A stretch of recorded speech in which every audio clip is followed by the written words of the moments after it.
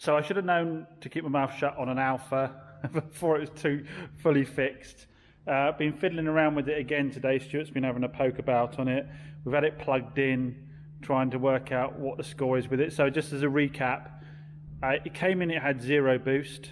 So we replaced the pressure sensor for the turbo, and now it flies. It absolutely flies when it comes on boost. Issue is it doesn't come on boost until 2,500, absolutely dead below that, and then it takes off like an absolute rocket. Right, I've got 5 minutes while the i10's in having tyres done, so I think I might crack on with the Alfa and see if we can't get the EGR off and see what the score is with that. So I've got the pipe undone. I'm just got to get the throttle body off, and then it's going to give me easier access to get the EGR valve off, and then we'll have a look and see how blocked up it really is. I think he's cleaned up the throttle body off for me nicely.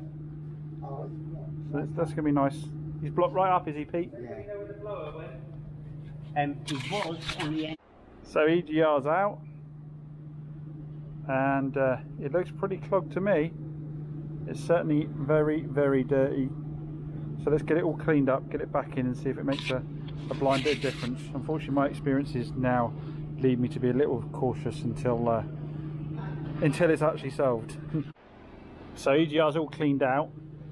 I wanted to test it off the car before putting it back in, because it's now freely moving up and down, but that doesn't mean that the motor didn't get seized when it got stuck before and failed, because we were getting no reading for the EGR valve.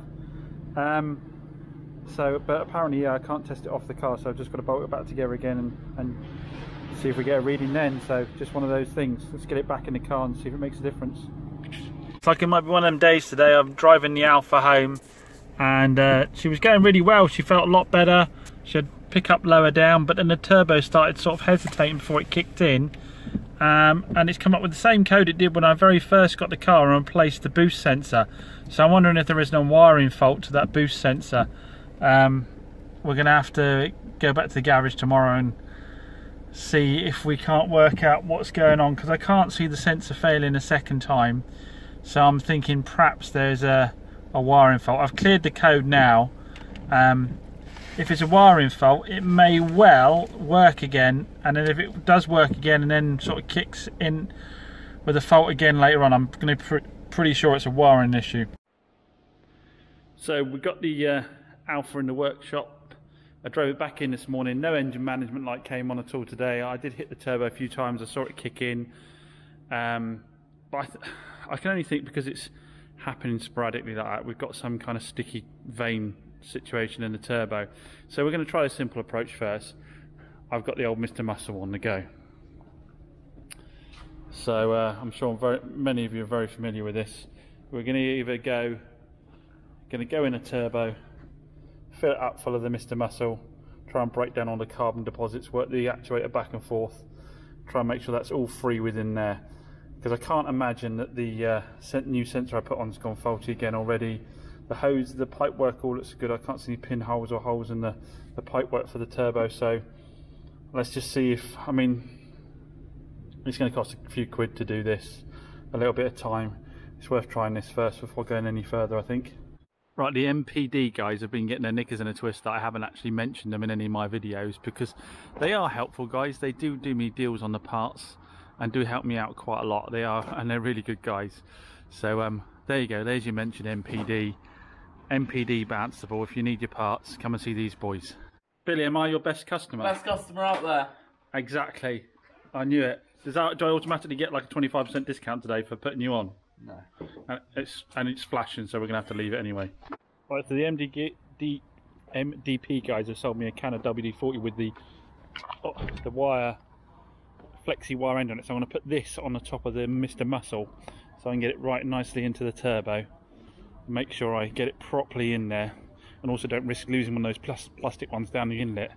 So I loosened up the exhaust so I could pull it back like this, and then I could slide my adaptive Mr. Muscle can, don't worry, I was wearing gloves when I did it, and get it right into the turbo there, and then emptied pretty much the whole can in there. I've left it for an hour, and so I'm leaving it for an hour, and I've been periodically just moving the actuator arm up and down to make sure that that's free. So I'm going to leave this for another half hour, and then I'm probably going to do it again just to make sure I've really got it all cleaned out. The idea is this is cleaning up inside the turbo and allowing the it all to spin freely without having to take it off completely. It may be the turbo is duff, but we don't think it is because the shaft hasn't got any movement in it whatsoever. It's all nicely freely moving inside there, so we don't think that there is a problem on the turbo side of things. Just might be a bit gummed up. Right, it's been in there for a good few hours now, so I'm going to start bolting it all back together again. I've been working the actuator up and down the entire time while I've been doing a bit of cleaning on the I-10. I did get a bit distracted on a call with old Jason from Flipping Cars UK, having a good old natter about the car business. So let's get it all bolted back together again, and then we'll see how she goes, see if she goes any better or not. We'll put the Giulietta all back together again. I've run it round and round industrial state a few times, and it certainly feels like it's picking up from lower down. There's no codes for any turbo errors, but then there wasn't yesterday when I left for home, and it seems to be pulling right way through. On dynamic I can see the boost on the turbo, and it's pulling right through on boost, but I need to get out on the road and give it a good test. I can't right now because the rush hour traffic's out and about, so it's not going to work that way. So I'll go and get some diesel in it a little bit later. We'll go for a blast home and we'll see if we think it's any better or not, and then we finally can get onto the bodywork and get this car up for sale, because a load of people would like it. So here I am on the side of the road again, guys, in the Alfa. I drove it back home, gave it some beans, and suddenly up popped the code. It was driving fine for a while, gave it some beans, up popped a engine management light. I've pulled over, plugged my cheap little code reader in, and it says turbocharger, supercharger, boost sensor A, circuit high. So I might as well take a picture of that while I'm at it. Actually, go and check that when I get into the house and find out what it is. As I say, I'm not a mechanic. I think last time that was a sensor for the turbo, the boost pressure on the turbo, and I changed that. And the car did seem to have a great wallop of turbo punch on it when I did that. But then I thought it had nothing below, didn't I? Below 2,500. So I did that EGR clean out. But I'm getting the same code again now. Could it be that's failed a second time? I don't know. It seems strange. I mean, could this be a MAF sensor? I'm not sure, but I think I'm going to need your help, guys. So bung me a comment below and let me know what you think it is. Bear in mind what we've done so far is we have changed out that boost sensor, we have cleaned out the EGR completely, and we have done the Mr. Muscle on the turbo to make sure that's spinning freely, and we've read the DPF, and the DPF's at 70%. Which Stuart tells me that 100% it's okay up to 100%. It's after 100, between 100 and 200 that the DPF needs regenning, and we've got no codes at all for anything relating to that. So is it a wiring fault, or is it a MAF sensor? Oh, I don't know. Comment below. Having fun with Alfas again. Well, to be fair, this could happen on any car. We've had problems on lots of other cars. Other than that, it's great. So we just need to resolve this problem and then get on and do the paintwork. So it's following day, I'm in with the Alfa. I've gone next door and picked up a map sensor just to give it a go. It's 25 quid. I am playing part starts a little bit now on this, but I don't really see much choice in the matter. My thinking after this is I've got to go all over the vacuum hoses, and I might need to just replace them and assume that I might be missing a pinhole or something. Might be missing a pinhole or something in the vacuum side of things. So annoying. But it's a great car. It's a fantastic looking car, and this is a relatively minor problem that's holding us back. I don't think it's the turbo. The turbo, I've got no smoke. The shaft, it all moves freely inside. I mean, I might give it a second Mr. Muscle clean just for shits and giggles, but yeah, let's get this map sensor in and see if it makes a blind bit of difference. So it lives just here at the back of the engine on the inlet manifold, and I've just got to get a little Torx bit, I think it is, to whip her out. So the little white i10 is the gift that keeps on giving. Obviously we had the tracking done, four-wheel alignment done, but we weren't happy with the camber on the front wheel. I had a look at it, got the shock off, and there seems to be a bend in the shock. You can just see the bend there in the shock absorber. So we're going to have to replace that strut to get the wheel straight again, even before we start to worry about whether that, whatever's going on with the top engine is going to be sorted or not. I really haven't had a chance to do the driving on it yet because I wanted to get the wheels straight before I did. So yeah, it's a gift that keeps on giving. If we break even on this, we'll be doing very lucky. So something I haven't shared with you guys, and it's very remiss that I haven't, to be fair, is my channel was all about how I left the corporate life and started following my passion, fixing up cars, selling cars, and you're following my journey and seeing how I get on with it and see if I can make a living out of it.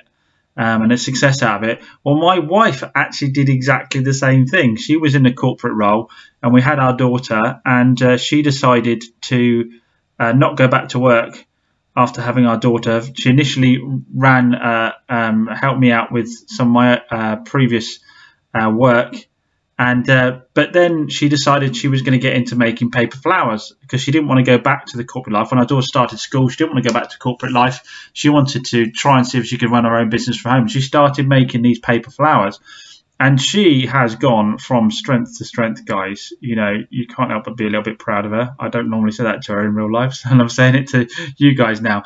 But she's sending stuff all over the world. I'm talking like America, Australia, Italy, Netherlands. Her stuff is, and her reviews are insane. Her reviews are really, really good. She does a lot of her stuff through the Etsy website, but a lot of it through her own website. And basically what she does is she makes paper flowers, as I said, but she's blooming good at doing it. And she'll make them out of anything you want, any sort of comic or book. And she makes whole bouquets for people's weddings. She's done entire weddings before. But she'll just do you a single flower or a rose if you want, or just like a couple of roses as a gift to send to someone. So yeah, I thought, you know, all this time showing me my move out of the corporate world and into setting up my own business, my wife in the background has done exactly the same thing, and has been very successful, and her reviews are probably better than mine, to be honest. Not that I've got any negative one, but she's got so many really strong reviews, and like I say, she's sending stuff all over the world from our little house in Devon. So a shout out to Nikki for her business, Paper Flowers, and not sponsored content. It's sponsored as in I'll get dinner tonight and I might get a beer with it for putting her up on here. So I'll be in her good books for a while. But it's not, if you class that as sponsored content, it is. But yeah, so you know, with now I've got a decent amount of views on my stuff. It's worth sharing this with you guys. So yeah, get over there and have a look if you were thinking of a gift for somebody. As a real special gift. I know she's done it out of people's wedding photos, holiday photos, maps where they've been special places before. She does it out of comics and any books as well. You know, she does do she's done a lot of Harry Potter stuff and stuff like that. So yeah, shameless plug for my wife's business there. But again, someone who gave up the corporate life and decided to follow a passion and has made a business out of it. And I know it's easy to say, both of us did it in the background before giving up full-time work. So that's my top tip. Don't give up your day job. Do it in the background, build it to a certain level. But, try and cut your overheads down so you don't have to, we all live to our means, and then get out and try what you're passionate about doing. So the Alfa, it's had a DPF regen now as well, because there was some debate over whether the 70% was clogged or not. Between the guys, so it's had a DPF regen now as well. I've bombed it round again, and again, below turbo it's got far more power than it had before, so that's working well again. And when it comes on turbo, it's going well, but it seems to be really late. It seems to be like 3,500 revs, something like that. Still got no codes coming up anymore either, so I'm not sure, because when I first changed the boost sensor on it, it was kicking in around 2,500 revs, and it really shot off. You remember me doing a video saying how quick it shot off, but there was nothing below like 2.5. Now it's much better below 2.5, but the turbo takes to about 3.5 to kick in. So something's still not quite right there. It's so frustrating. It's going to be something stupid. I know it is as well. Very frustrating. So where we are with the Alfa now is, everybody's got their own opinions on it. I think the vast majority of people think it is related to the the actuator arm on the turbo. Not that it's broken, because it seems to be moving up and down fine, but they think maybe the boost sensor I put on it, the aftermarket one, is crappy and has already failed after working for a little bit.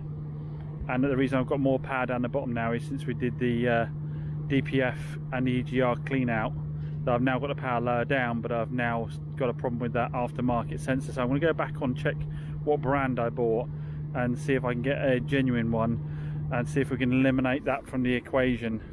Otherwise, I think the only other option is to stick a turbo on it. I've got a kind of gut feeling that what's happened with this car is somebody's done all the things I'm doing to it already, and someone said you need a turbo and they've bailed at that point.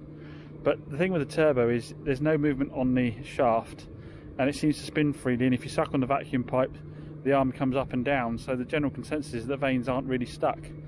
And we did give it a Mr. Muscle clean out, but yeah, it's a mystery. Such a nice car, I need to get it sorted.